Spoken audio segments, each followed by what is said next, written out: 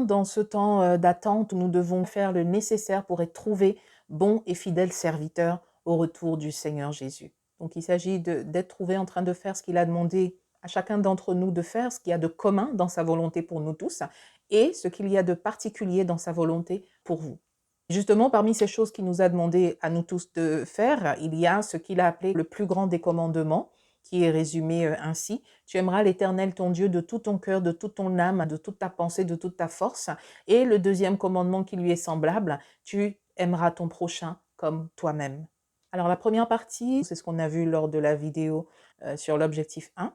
Il s'agit de prendre soin de votre relation avec Dieu, de renforcer votre relation avec Dieu. La deuxième partie consiste plutôt à prendre soin de notre relation avec nous-mêmes et ensuite avec les autres. Très souvent, les chrétiens pensent à leur relation avec les autres, mais ils oublient de cultiver la relation avec eux-mêmes. Or, lorsqu'il est dit « tu aimeras ton prochain comme toi-même », ça veut dire qu'il faut d'abord t'aimer toi-même et ça te donnera la mesure avec laquelle tu devras aimer ton prochain.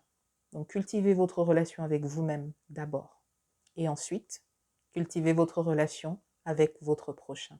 Donc, avez-vous pris le temps de développer une relation saine avec vous-même? Avez-vous pris le temps de développer des relations saines avec votre prochain? S'il y a des choses à traiter à ce niveau, je renvoie à la vidéo sur la restauration intérieure et le pardon. Et bien entendu, je suis Christy Gloria, coach en destinée, mais aussi conseillère en relation d'aide. Et j'accompagne des personnes qui souffrent encore de quelque chose qui a été compliqué dans leur parcours, dans leur passé et peut-être dans leur vie actuelle et qui ont besoin d'être libérées du fardeau que ces événements ou que ces relations difficiles représentent pour elles. Donc si vous avez besoin d'un travail de restauration, un travail de libération, un travail pour vous débarrasser de quelque chose de douloureux, n'hésitez pas aussi à faire appel à mon aide ou à celle de quelqu'un d'autre que Dieu met dans votre cœur.